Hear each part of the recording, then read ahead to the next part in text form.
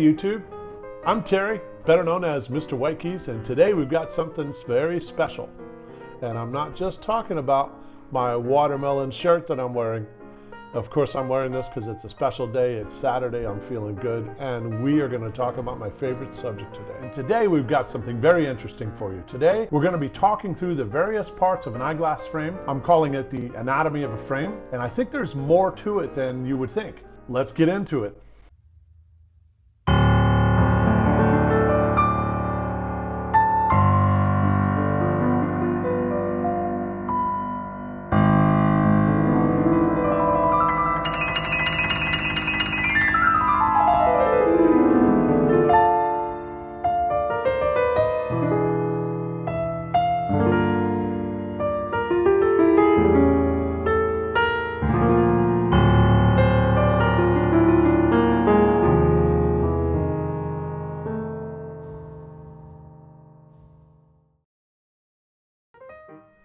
So today we're going to talk about the anatomy of a spectacle frame. I think you'll be surprised how many new terms we're going to learn today. So we'll go through a definition of the common terms that refer to the various parts of eyeglass frames. We'll talk about sizing in eyeglasses and a number of other things. We're going to have some fun. So first, let's talk about the basic parts of an eyeglass frame. There's the chassis or the front. So this is the front of the eyeglass. There's temples, so the temples are the arms that go behind your ears. There's the bridge or nose bridge. There are nose pads, and in my case the nose pads are built directly into the glasses. By the way, these are Tom Davy 729s, and this is an almond tint blending into a gold tint, and I made a video about that, so I'll put a link to that up here. Next, there's the Eyewire, the eye rim, or the rim wire. These things basically mean the same thing. Then we'll also talk about the end piece, or the chassis end piece. We'll talk about the hinge. We'll talk about what acetate is versus a metal frame. So those are just some of the basic things that we're going to cover. So first, let's talk about eyeglass temples. There are various types of temples. So the type of temple that I have here, this is what we would call a drop temple. It's also called a hockey end temple. It's also called a swan neck temple, or some people call it a library temple or a skull temple. And I think skull temple is probably one of the most common terms that's used for this type of temple. But there are also curl sides. They sometimes call them curl sides, riding bow, or comfort cable temples. There's a subtle difference between some of those, but we're not going to cover that today. And then there's the temple tip, which is this end of the temple. So a lot of times with metal frames, the temple tip will have a different material on it, so it's more comfortable on the skin and doesn't cause irritation. Then there's what we call a lug or an end piece. In this case, there is no end piece. It's just the acetate. However, in some frames, like the Masanaga 108s, there's a gold-plated end piece that goes there. Sometimes we call it a lug. They stamp 1905 in it. We'll take a look at that in just a minute. And then there's the core wire. So the core wire, you can see the core wire here. The core wire is what goes inside of the temple arm and gives it its structural integrity. Some designers will do some intricate coining work on the core wire, as you can see here. A lot of times they'll also have what we call a clear acetate laminate window. This one doesn't, but this one is just translucent enough that you can actually see it. But with the clear acetate laminate window, they basically take the acetate, let's say it's a black frame like the Masanaga 108, and they laminate a clear layer of acetate on top of it that provides a window to the intricate corning work on the core wire. A lot of times work on the core wire will either be in titanium or 18 karat gold or something like that. Now the length of the temple is usually measured in millimeters. The most common length is 145 millimeters. These frames are 145 millimeters. The Masanaga 100s are 150 millimeters, so that's a little bit longer than normal. 145 is probably the most common length that you'll see when it comes to eyeglass temples. So here we have a number of different eyeglass temples. The first one I talked about is the bayonet style eyeglass temples. So that's this one right here. So you can see the bayonet style eyeglass temples. The other type is the skull temple. So here's an example of a skull temple. The skull temple is again also called a drop or a hockey end or swan neck or library temple, but that's what the skull temple looks like. In the bottom right we have an example of what we call curl sides or riding bow or comfort cable temples, and these go back a while. So these were very popular in the late 1800s, early early 1900s. They were designed not only to be comfortable, right, but also to keep the eyeglasses from falling off of your head. And so they would go basically all the way around the ear with a metal wire. So in a couple of these examples, you can see the detailed corning work on the core wire through the clear acetate window. There's an example there on the top. There's also an example here near the bottom. And there's another example of the bayonet style temples in the upper right. One of the advantages of the bayonet style temples is that they fit easily under a helmet or headgear. So if you're a pilot, this is probably something that you want to use. The example in the top left, that is what we call the American Optical Original Pilot. These were the only glasses to ever make it to the moon. So these sunglasses were worn by the entire Apollo 11 crew to the moon. They're also worn by fighter pilots. So that's available today. You can get these today from American Optical directly, and they're surprisingly reasonable. Here's an example of the 18 karat gold lugs on the temple ends. It says 1905 because Masunaga was founded in 1905. This is the Masunaga 108, and I did a video on this. I'm going to put a link to that video right up here. They're 18 karat gold hex head screws that fasten the flared temples to the underlying core wire, and also the detailed corning work on the inside of the temple arm. So this is interesting. It's not something that's being shown off to everyone else. It's on the inside of the temple. You can barely see it when you look at the eyeglasses from the perspective of another person. It's a very subtle detail that adds a touch of luxury there. It's what we call quiet luxury. It's not spelled out and emblazoned on the side of the temple arm. So the next thing we want to talk about is the nose bridge. So the most common type of nose bridge is what we call a saddle bridge. So the saddle bridge basically just is the normal type of nose, and then the middle piece here kind of bows out a little bit to fit the nose a little bit better. Saddle bridge is the most common. I think it's one of the most comfortable. The keyhole bridge, these glasses here actually have a keyhole bridge.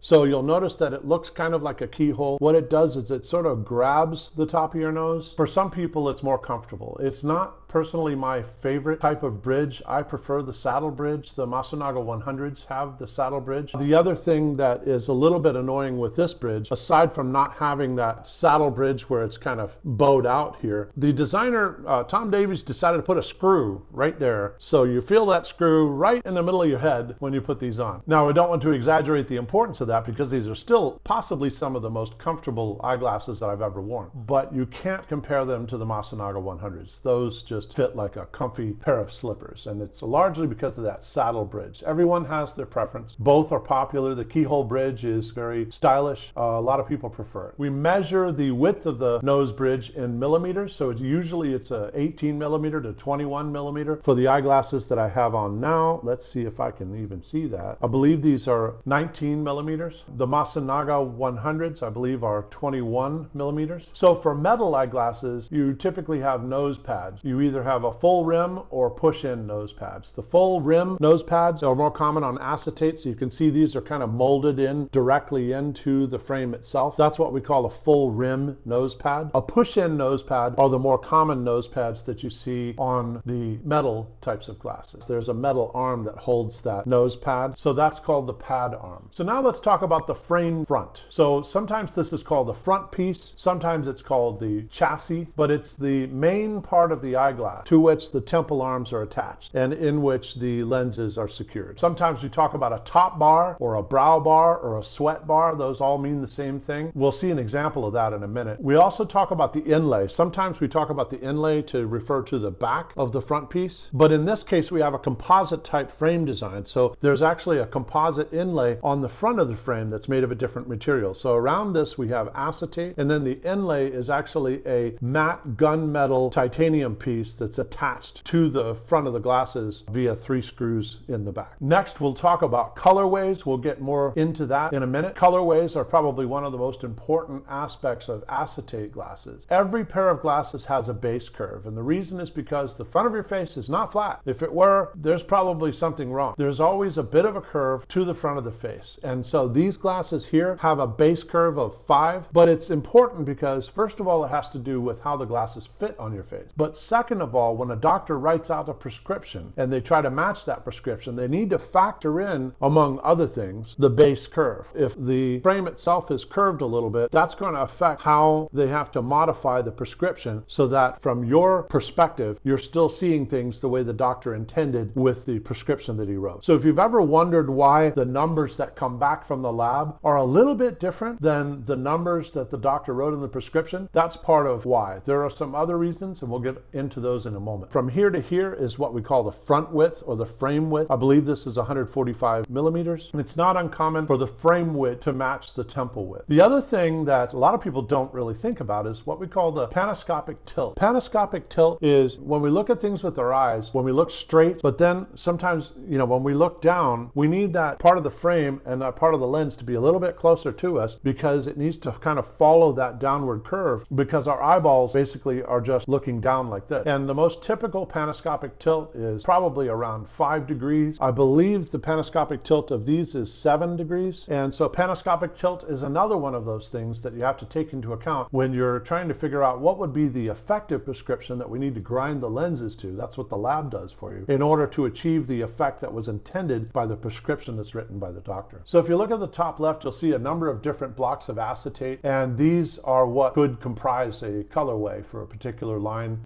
You can see them matching colors and stuff in the top right. We talked about that brow bar, so that's, you can see the little arrow is pointing to the brow bar. It's most common in metal frames and in particular in metal sunglasses. So in the bottom we see another color, another version of the 729s, but this is clear acetate, and there you can clearly see the matte gunmetal inlay that's there, and that front part of that is called the frame front or the chassis. In the one on the right, you can see some of the intricate work on the core wire. You can see it a little bit more clearly than you can see in these glasses. Here is a better example of how they come up with colorways. So when you're designing glass, you pick a number of different colors that need to be combined in order to produce the resulting color. And in this case, what they're trying to do is kind of like what I would call like a flame Havana. So there's some yellow there, that's the flame, and then there's the tortoise. And so what they do is they grind those up into little bits, and then they melt those together into a block. And then from that block, they start cutting that block into slices about the size of the front part of a pair of glasses. And from that, they make the temples and the chassis and the main part of the glasses. That's what we would refer to as a colorway. Now, we talked about a base curve. This is the base curve. It shows examples of 6, 8, and 9. 8 and 9 are very extreme. You would only find those in certain types of sunglasses, like a Maui Jim that's like a wraparound pair of sunglasses. The reason why these are more common in sunglasses with the more extreme curves is because the idea is to kind of block out the sunlight that would enter from the sides or the wind that would enter from the sides or the top. So they want them to kind of wrap around the face. The problem that creates is it gets really interesting when you're actually trying to design a prescription lens to fit in that kind of a curve. Something that's a little bit more common is the 6 or the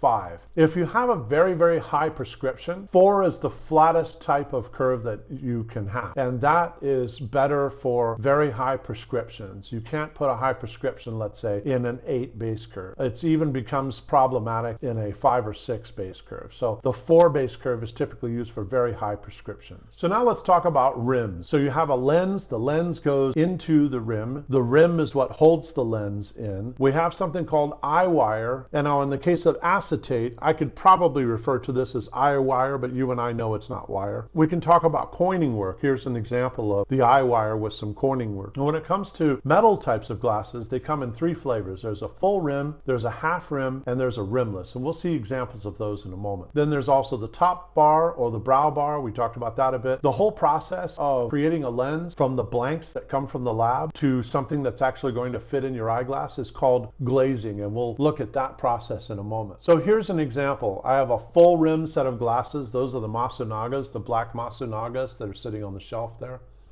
Then we have the completely rimless, and there's an example of a Cartier. Now this one's particularly interesting. Not only does it have a really nice fashion tint in it, but the other thing I want you to notice is the edging work in the lens. That is something, if you're working with a company like Hicks, Brunson Eyewear that can actually edge the lens and do the glazing in office, they can create some additional interest in the lens by this edging work that you see around the lens. And that's something that can be done custom. It's something that they can design for for you. Another type of eyeglass is the half rim glasses, and I've worn those for a while. But in any case, that's the example of the Masunagas on the bottom right. So here's an example of the rim wire and the intricate Corning work in the rim wire. I don't think you have to guess to know that this is a Masunaga. Very, very intricate work. Then there's the lens groove. Here's an example of the lens groove that goes inside the acetate frame. And then there's a bevel that you put in the lens itself that allows you to pop the lens into this lens groove. And then at the bottom right, you can see there's another example of the detailed Corning work on the temple arm. So let's take a look at the process of taking the lens that you receive from the lab and edging it and grooving it and doing all of that kind of stuff. Basically the entire glazing process that allows you to have a completed set of eyeglasses. Let's take a look.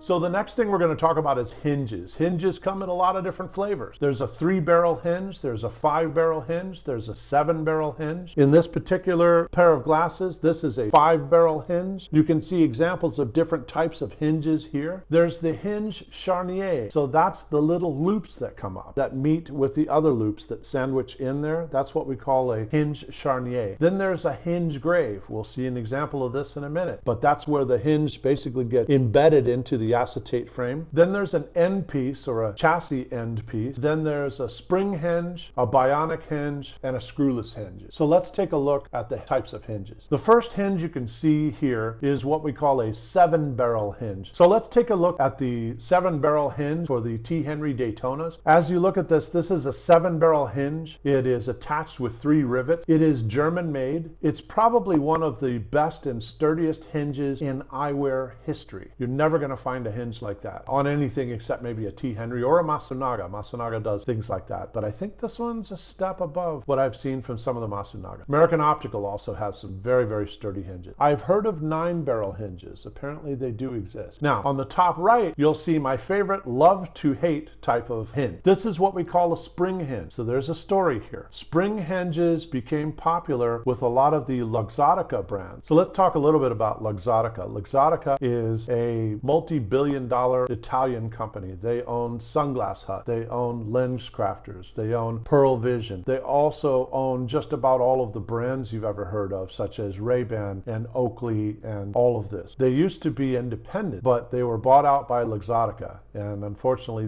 Luxottica kind of started streamlining the operation, sending a lot of the work to Chinese factories and really lowered the level of quality. Another thing that they did is they popularized the spring hinge. So when you look at these glasses, they just fit. And you can see the way the temple ends meet the chassis. And when you put them on, they just fit. Now, if your head shape is a little bit different, they have different eye sizes that are made to fit you. Now, this isn't cheap to do because you have to create a number of different types of glasses along the same style with different eye sizes, which is what a lot of the independent manufacturers do. Luxottica's answer was to put a spring hinge on so that if the glasses are a little bit too small for you, so what? Because the arms just extend out. So they use this as a tactic to not have to create too many eye sizes in the same type of product. And as a result, people are walking around with eyeglasses in many cases that are too small for them, but they don't know this because of the spring hinge. So to me, the spring hinge is the mark of a not very well made pair of eyeglasses. Whereas people have kind of come to look at this as, oh wow, it has a spring hinge, that must be a mark of quality. Well, it's not. It's a curse.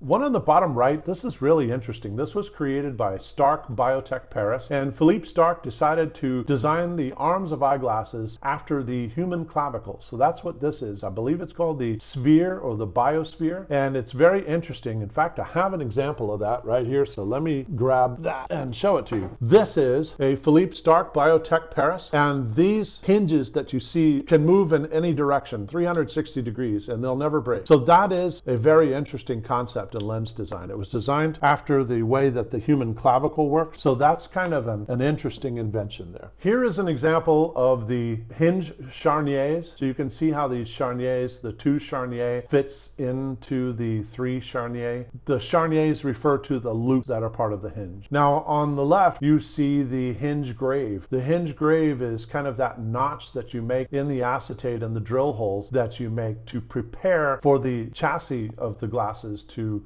receive the hinge. So in the bottom right you can also see the end piece. The end piece is what allows you to attach the chassis of the frame to the temple arm itself via a hinge.